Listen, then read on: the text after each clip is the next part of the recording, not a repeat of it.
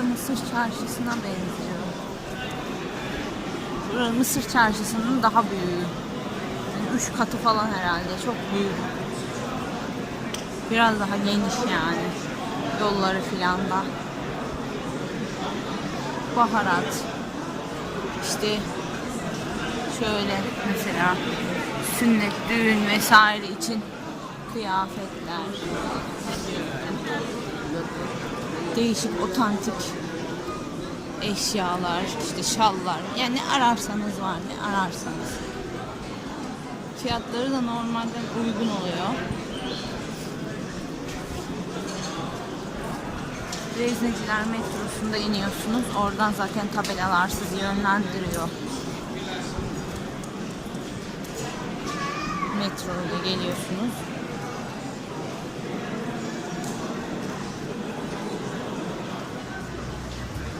Burası sanılan Bedesteniymiş. İçeride Nusret'in restoranı var.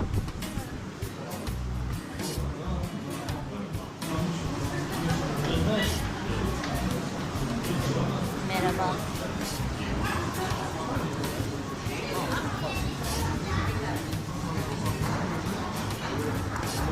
İkbal var burada.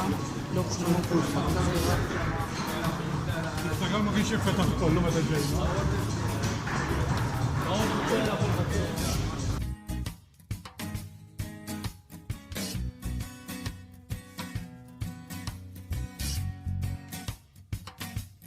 Nusret kendine sweatshirt yaptırmış.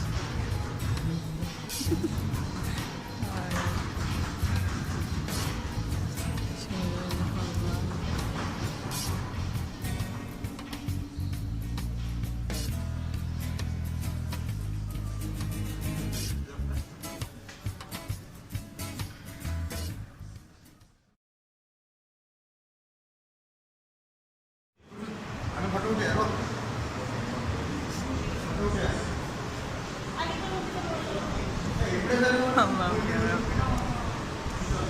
Nusret ya. Ama gerçekten hamburgerleri çok güzel. Biraz pahalı ama olsun. Değiyor yani.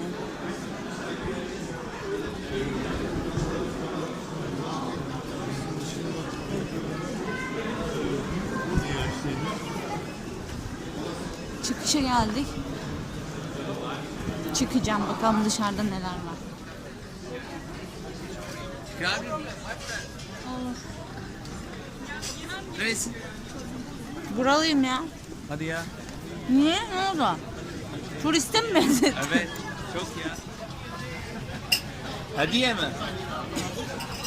Yok, anneme göstereceğim de. O içinden seçsin, ona göre alacağım.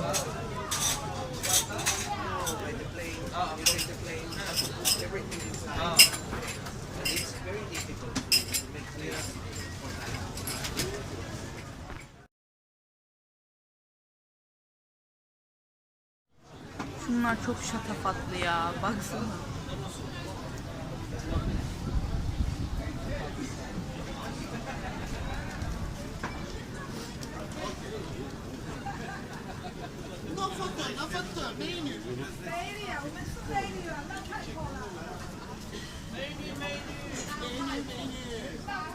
Böyle esnaflarımız da çok samimi. Beni de İspanyol'a benzettiler. Nerem İspanyol'a benziyorsa artık. Halis mulis Türk'üm.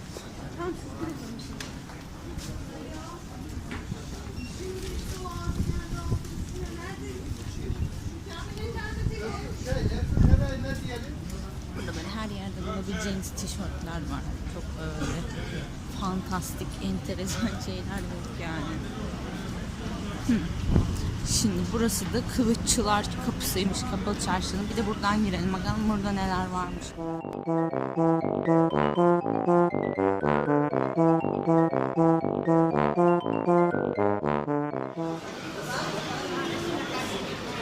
Böyle güzelleri.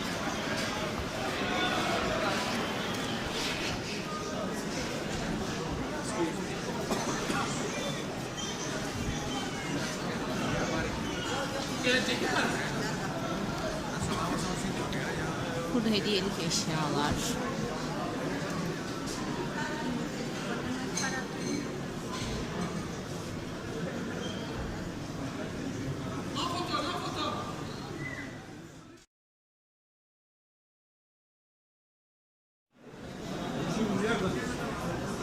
Burası Kapalı Çarşı'nın eski bölümü herhalde.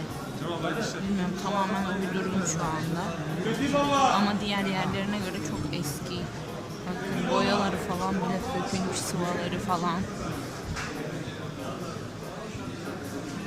Bence burası daha güzel.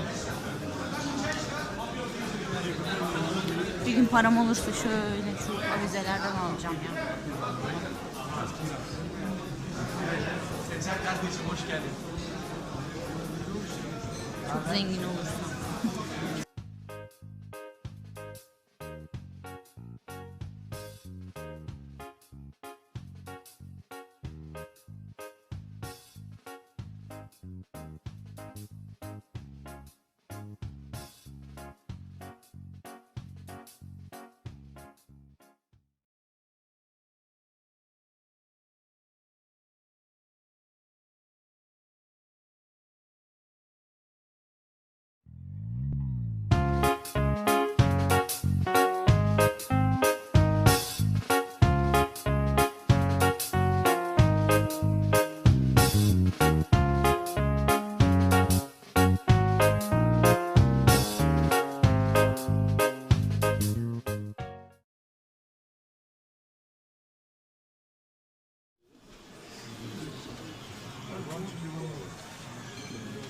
Burada da böyle antika gibi bir şey var.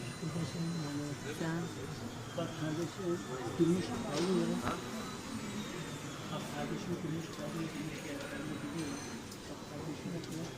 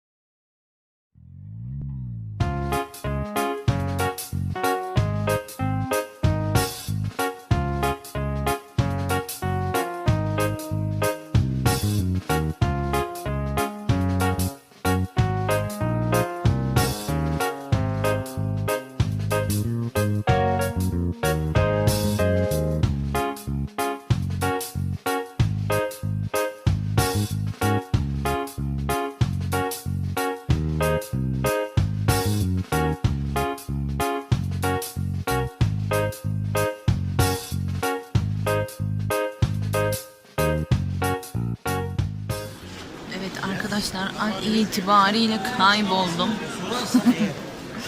Şu an nerede olduğumu bilmiyorum. Çıkmaya çalışıyorum ama çıkamıyorum bir türlü. Neyse. Videoyu burada bitiriyorum. Ben de zaten eve kaçacağım. Videomu beğendiyseniz beğen tuşuna basmayı, kanalımıza abone değilseniz abone olmayı unutmayın. Hoşçakalın.